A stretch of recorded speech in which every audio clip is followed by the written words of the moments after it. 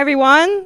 Thank you for picking this session and coming in. If you need anything throughout the session, to take a break, for me to repeat something, to use a recording or note-taking app, do whatever you gotta do. I'm like the most flexible human. And my name is Natalie Davison. I work at Boise State as our assistant director in the Educational Access Center, so I am our point staff for a lot of the assistive technology, alternative formats, just accessibility solutions related to accommodations for students in their classroom.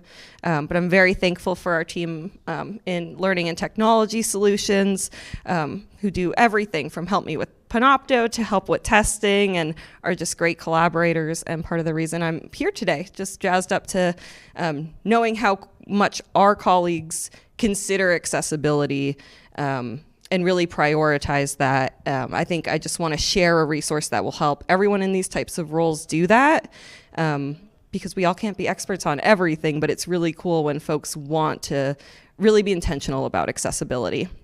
So I'm presenting on behalf of the Access Technology Higher Education Network.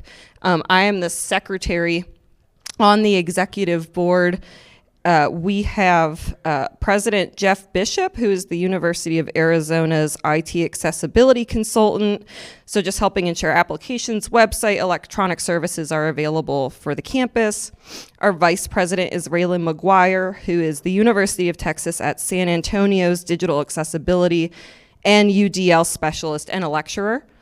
Our treasurer is Justin Romack, who's at Texas A&M as the assistant director and assistive tech human in their disability resource center, so similar role to mine. And then we always have two members at large who are just really esteemed folks in the field. Most of our board are people who are blind or low vision, so on top of years of expertise, they also have lived experience, which is really useful. And that's our structure of ATHEN. We have more details on our website, but I think just knowing the leaders are very passionate and innovators in the field can be really motivating too. I'm gonna walk back and forth because I'm not using the clicker. So today we're just gonna talk about how ATHEN supports educational technologists. We'll have time for questions related to ATHEN or accessibility as things came up during the conference. Again, very flexible through this presentation, so you can ask questions throughout it.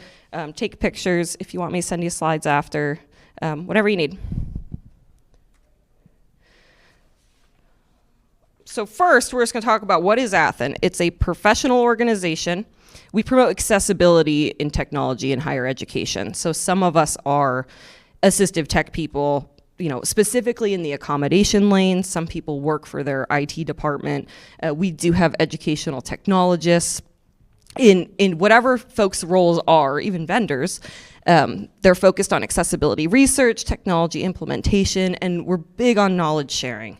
We all have these little weird niches that we have all of this depth knowledge in, and again, we all can't have that, so it's having a means to connect as colleagues and share that information. We truly have subject matter experts. We do allow vendors, and we're evolving what that membership looks like to keep them involved, but also separate from some of our subject matter experts and innovators in the field. A lot of disability services professionals, and then some folks from larger agencies that do accessibility work in higher ed. So you're all here for a reason. I figure we could pair and share. If you don't prefer to pair up with folks, you can write your answers down or share them with whatever you would like. But just talking about what are your experiences incorporating accessibility into the solutions that you're coordinating or creating? What were the successes? I know there were pain points. You don't have to pretend there weren't. You could talk about those.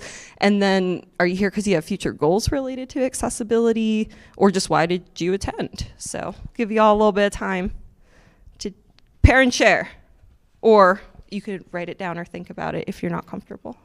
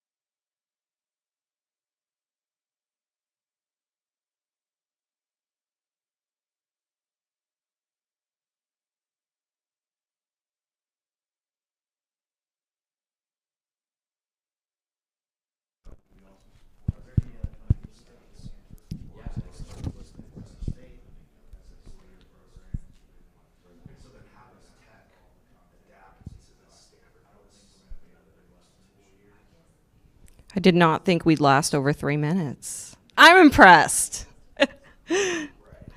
Interacting at a conference is never fun.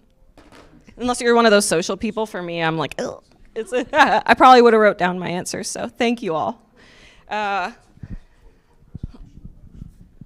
Feel free if you have questions about things y'all were talking about, or like logistical, like how do we figure this thing out, like a pain point troubleshoot. Happy to stick around afterwards. For right now, any brave souls want to share sort of a summary or an elevator pitch of something that they just had a conversation about that they think is worth the group hearing? And I'll pass you the microphone if you do want to share. Or volunteer your friends. It's so is it? Oh, we were yawning. We weren't raising. I totally wasn't going to throw you the mic. That's okay. And a lot of this stuff, it can be hard to say, hey, this was a pain point, or hey, this was a barrier, because we're talking about students with disabilities, and they're not the pain points, and they're not the barriers, but some of this technical coordination to get them access and an equal opportunity to what their peers are receiving who don't need different access or accommodation considerations. It's hard to say, because it feels like we're talking bad about that, but it's real, right? Like we need to be working with each other and talking about these pain points and growing edges, or else we're never going to solve them. I always say teamwork makes the dream work. And so that's where ATHEN can come in handy. We're going to go over a few of the components of ATHEN that could be useful in these situations, and then dive into some specific scenarios related to EdTech and AV on theme, but then just EdTech in general too. Some of them are just used from what we've navigated together too. And at the end, I'll just provide more information about membership and any questions that you might have. Yeah. Oh, here, I'll give you the mic. I'm just looking for an update on the latest collaborations around getting accessible publications from publishers in terms for the higher ed textbooks and other ancillary materials. And we used to have some sort of consortium, and then it kind of fell by the wayside a bit. So I'm looking for an update on who's stepping up to the plate to replace that. And are you referencing Access Text Network? Yeah, ATHEN went down to all of our dismay. Bookshare is still up and available, but we know they have a lot more of those chapter books as opposed to the big heavy textbooks like the Wileys and all that good stuff. Access Text Network, the Association of American Publishers, is working to replace Georgia Tech and the service that they provided. So far there has been the ability to sign up for an Access Text Network account that's now under AAP, but it's a very slow rollout. I still haven't gotten in myself yet, and so for those textbooks, I'm often emailing the publisher directly. One of our board members, our treasurer, Justin, did make a site that was similar to Publisher Lookup, if you remember Publisher Lookup.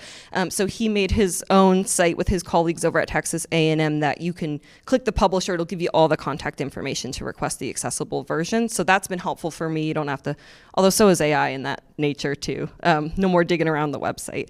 But in general, Bookshare's my go-to.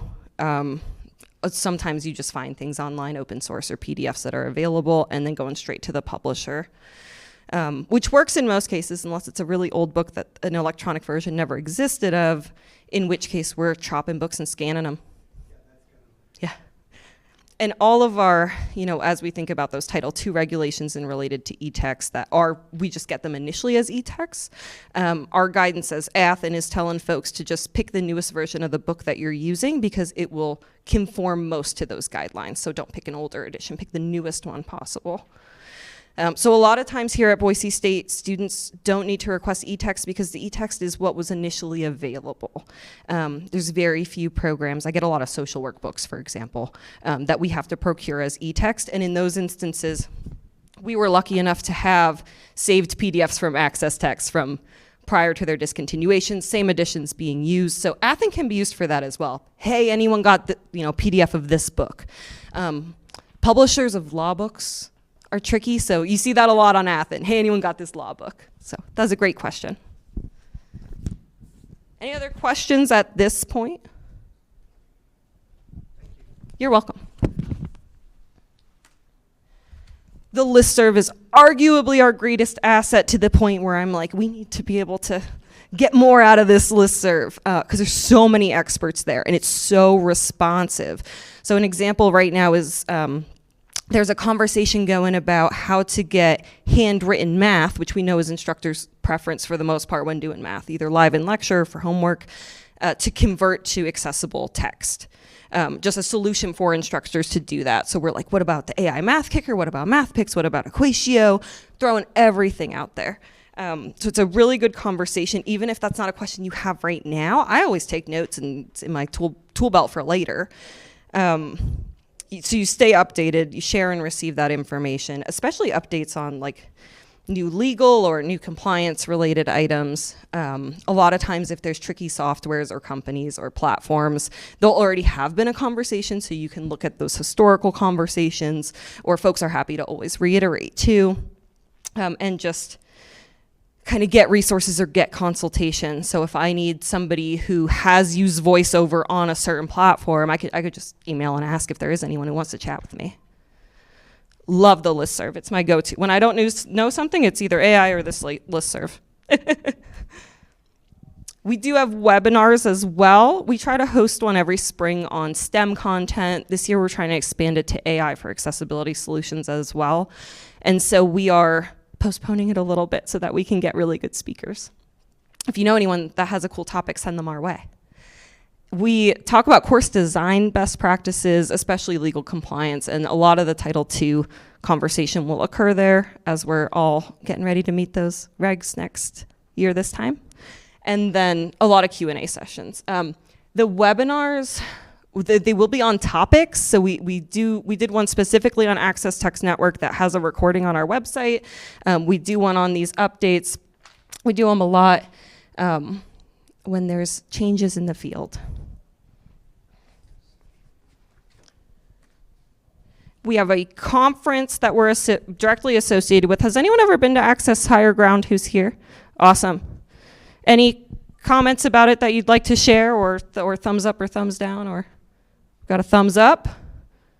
All right. I have been to it once, and I attended a lot of things about making Braille, but in 2 days I learned how to make math Braille, and I had no idea how the 2 days before that. And so if that's any indication of what can happen during Access Higher Ground, fun fact, ATHEN has a scholarship for people who have never been there. It's on our website. You could apply for it and maybe get a free ride to Accessing Higher Ground.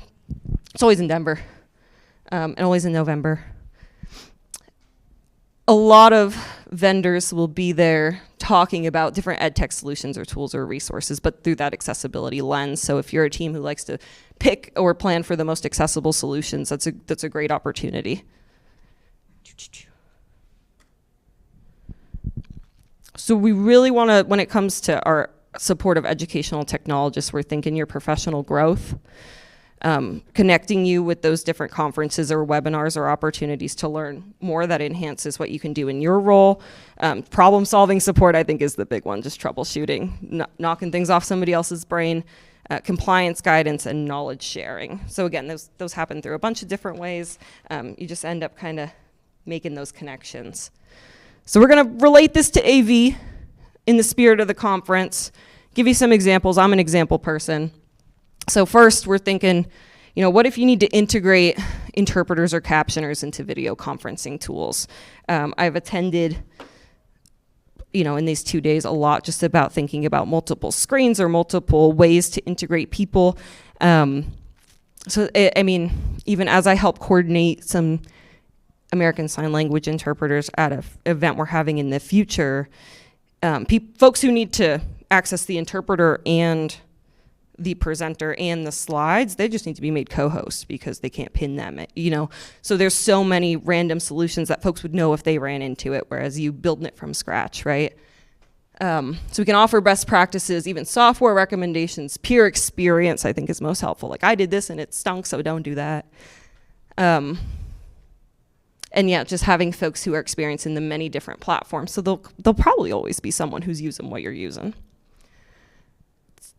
Another area could be supporting users who use hearing aids via Bluetooth, or I've got to learn about some cool new technology that will be able to support folks who use hearing aids too. So just, again, getting technical guides or hardware recommendations or whatever that might be. Compatibility information.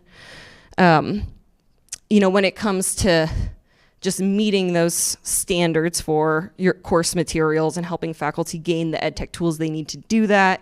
That might look like things about captions or AI tools, whatever that might be. Maybe a professor just wants to be auto-captioned every lecture, every time, and you're guiding them on what those tools might look like. Selecting microphones for clear speech recognition. Someone's already done that. We could just find out what worked. Accessible classroom lecture capture. And just thinking about, if we were looking at a bunch of different softwares and somebody already did that like 2 months ago. That could be a great place to get that information. And then just thinking cool, innovative stuff, signage, different stuff across campus that's not necessarily academic if you're involved in that in your role. I know some folks span outside of, do a lot of technical things. And so try to give a lot of examples. There's obviously examples outside of AV, and I do a lot of supporting these solutions, but tapping into this team to know how to support these solutions. So like selecting or knowing what to consider when you're building a tool. To making sure buttons are clearly labeled, or these are the different types of screen readers you want to test. Do you need to find testers? Do you want to recruit testers for something you're building? Maybe could be a great solution. We could consider like little things that come up. Like if a student was in our testing center using Zoom text and our third-party proctor system kept flagging Zoom text, we could say, what has anyone else had all these flags with Zoom text? The student's just trying to magnify their content. They're not cheating on their exam. Are there any solutions for this? They might be able to provide some, or they may be able to say, don't use that platform, or whatever it is. And so if you are thinking about all this, thinking, wow, that could be handy for me, or wow, this could be something I want to start integrating into my work going forward, you can sign up for the listserv. A lot of our webinars are free for members and non-members, so you could always just keep an eye out for those opportunities. You could plan to attend Accessing Higher Ground and apply for that scholarship, as well as just visiting our website as we officially merge with AHED, the Association for Higher Education and Disability. We are going to have a lot of the information stored on there, similar to the other kind of subcomponents of AHED. We're trying to collaborate a lot with other professional organizations that make sense to collaborate with for mutual benefit. And so we're really evolving. Our website's evolving, our membership's evolving. And so it's a really cool time to join and see what you can get out of it. But certainly want to leave time for questions. I'm going to make sure I didn't forget anything first.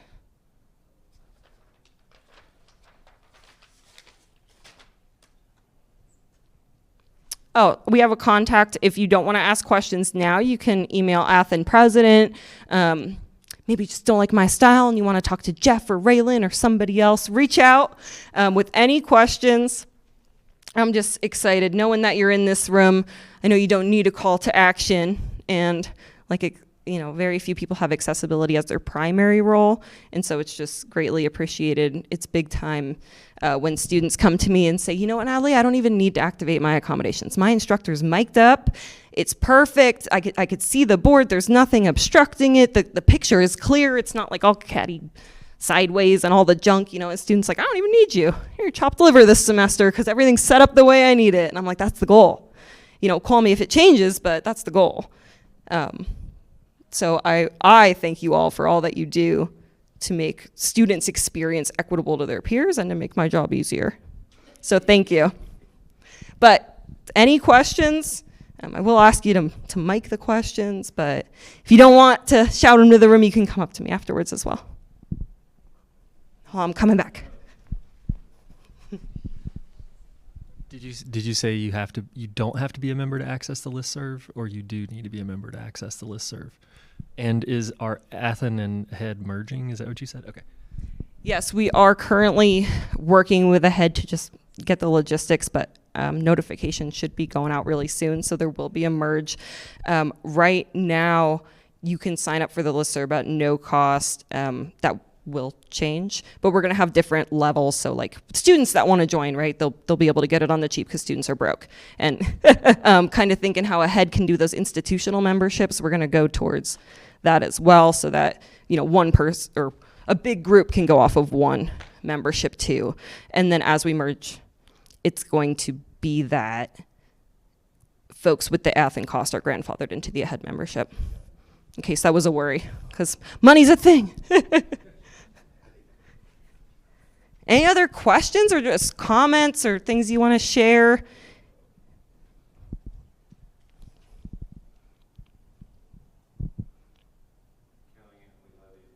Yeah. Thank you. Truly, accessibility couldn't happen without all the tech solutions, so you're all killing it. We love you. But thank you. Come up to me if you have any questions.